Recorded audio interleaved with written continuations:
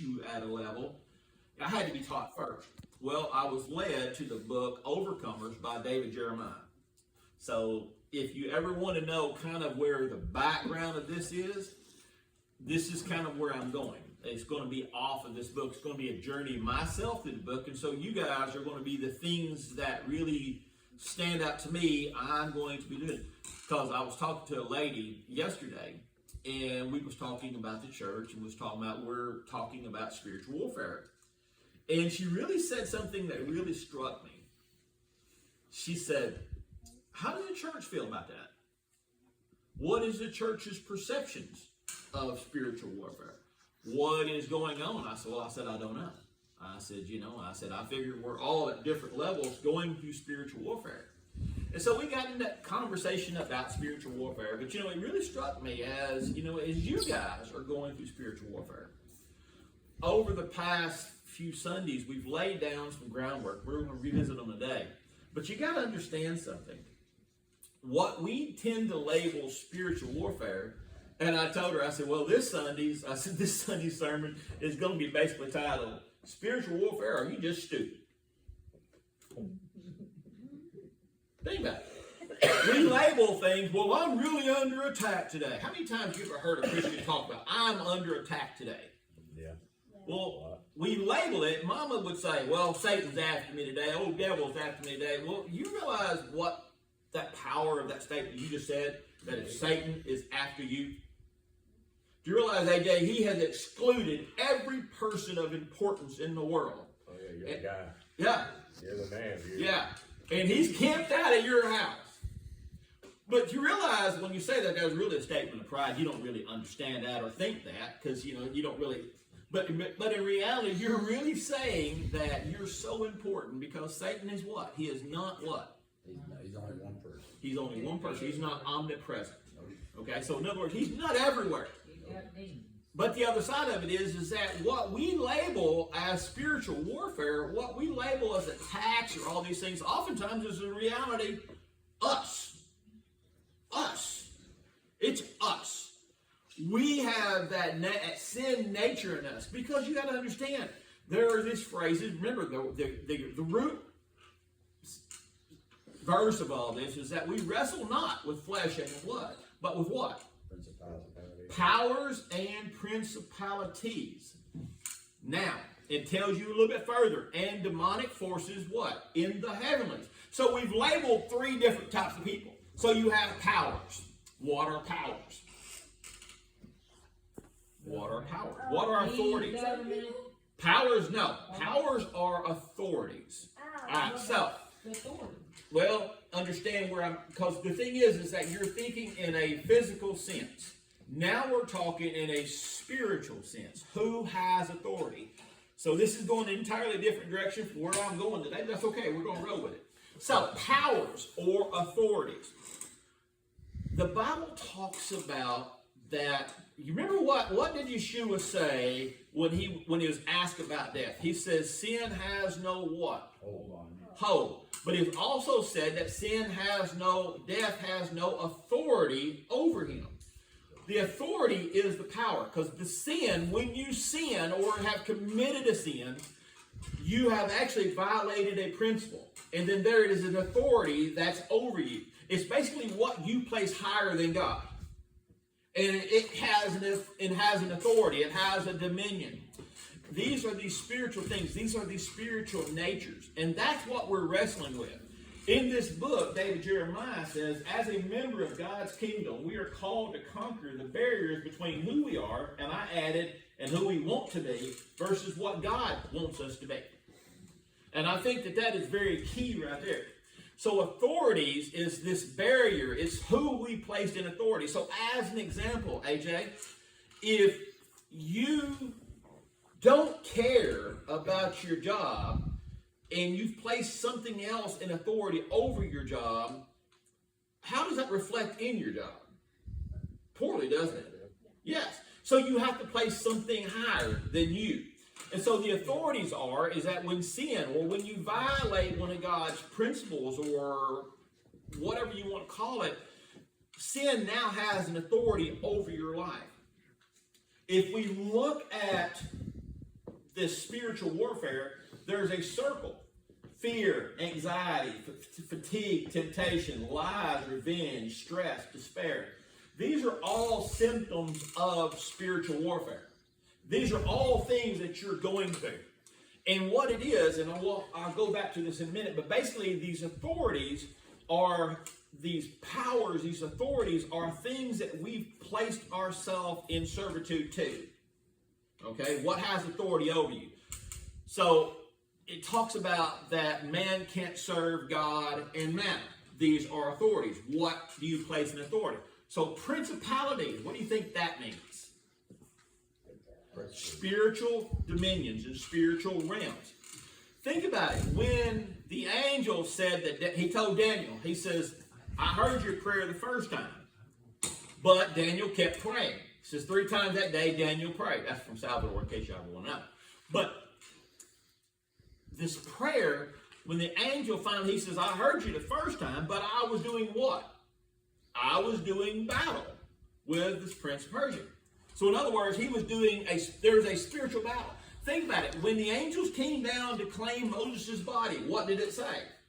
That they had to contend with these demons that were saying, it's our body. So these are principalities because there is a certain number of regions. It's how an army conquers. Think about it like this. So if Lance and I, well, come here, Lance. If Lance, and Billy, if we start into an area, come here, Billy. Slow down, Lance. Action, come here. Anthony, come here. All right, so that's enough heathens. So, all right, so guys, look here. We're going to conquer this church. Lance, since you're bigger, since you're stronger, these 2 guys are yours. But you're going to be mine. But the thing is that if I am guiding you, what do I have to do? I have to multiply, right? So, come here a second. Remy. What is your name? Remy. Who? Remy. Remy. Okay, so Remy, now I've what? I did what? Multiply. I've multiplied myself. But who's going to be the leader here? So you're only a leader of one person, right? So the thing is that you pick out your next person. Okay. Now, here's this thing. You're going to win now. If I wanted to conquer this side of the church, and I wanted to conquer that side of the church, I myself, if I try to do it, what would happen? I've got to run. So I've got 3 seconds. All right, I've got 3 seconds to tag every person in this church. All right. If I did that myself, by the time I count to 3, because I'm old and decrepit and Jurassic and prehistoric, how far will I get in 3 seconds? You're also cretaceous. Okay. So how far will I get in 3 seconds? Not very far. And so I'm only going to affect one person, right?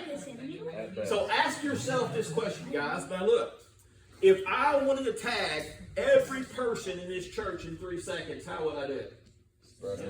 Okay, so y'all have got 3 seconds to tag every person on that group. Y'all have got 3 seconds. Hang on. Stop. Y'all have got 3 seconds to tag everybody in this church. Go. 1, 2, 3. Stop. All right, so you was right here. So you basically, y'all touched 2 people on this side. How many people got touched on this side? Everybody. So, but did you notice something? Guys, come back. Guys, come back. All right? So what did you notice? What did you notice that just happened? You were too fast. No, you did not win. We all went the same way. You all went the same way. There was no direction. There was no leadership. So the thing is that who's the leaders? You're the leader. You're the leader. These guys are under you, right? So what is going to be the easiest way? Y'all got 5 seconds to plan out who you're going to send. Now, see, I gave you your first leadership role. Now, listen to me. Did y'all notice this? Now we're establishing authority. I'm giving them what I want them to do. So you've got 5 seconds. Your 5 seconds are over. Now you've got 2 seconds. Oh, wait, hold on. No. You wrote down for 3. It doesn't make a difference. Nobody I knows. never planned for that. Nobody knows the time. Not even the son himself knows when it's going to happen. All right. Y'all hearing this? Ready? Go. 1, 2, stop. So, what did y'all get back up here? So, did y'all have enough time to plan out your route? Who did you assign to where? To do what? So, let me ask you a question. Is it possible that you guys can touch every person on your side in 1 second? No. Maybe with superpowers, yeah. So y'all agree it's possible or impossible for them to touch every person on that side It depends where they're in at. 1 second? In 1 second. Huh? Okay. The first person. The first person. Okay, now you're starting to understand this thing. So what do they have to do? What do you suggest? We should all hold hands Okay. and link up, and then you touch one person, and it's like a big. But the thing is, you can't touch it Why not? because again, I contain the rules. Oh, okay. But the thing is, you're halfway right. So the thing is that knowing the rules that you can't touch each other, but what can you do? You can extend your hands to where they're almost touching. So, but the question is that do you see how hard that is? So what we want to do, get your people to stand up here. Now, everybody on this side, come up here. To you. Yeah. Now, everybody on this side, come over here. Now, do you notice for me to accommodate everybody on this side, what do I got to do? Get younger people. But y'all notice I've got to keep them up. Okay, actually, everybody stand beside each other. Come on, David, Amber, get up here. This is very important. Yeah, we only have 2 people on our side without y'all, so we need your support. So, now what happens is that get close to each other. Ready? We'll all put our hands in. So, almost touch hands. Everybody almost touch hands. Form your circle. Everybody almost touch hands. Circle. AJ, turn around. You're in the middle. So, y'all have got 1 second. Now stop. Look where y'all's at. Don't even go no further. Don't do nothing other than what you're doing. Okay, Kyle, what are you noticing right here? Where is Artie's hand? You've completely missed. Now where's Dory's hands? They won't like this, y'all. Unless they were, you know what we're doing. Oh, So, Okay, it's almost empty. they didn't know there was gonna be that there. now see that? All you gotta do is touch. Okay? Now y'all see this.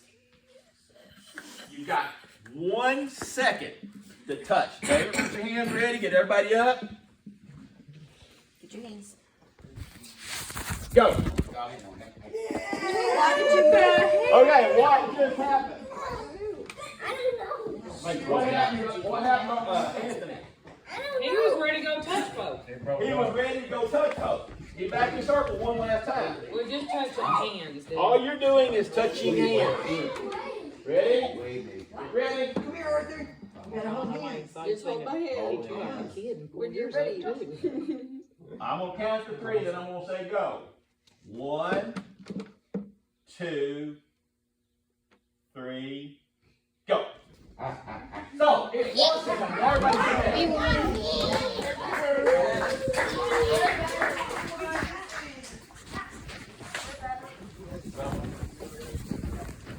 okay, we just clearly laid out the principle of principality. Alright, so if you've noticed, I couldn't physically, I had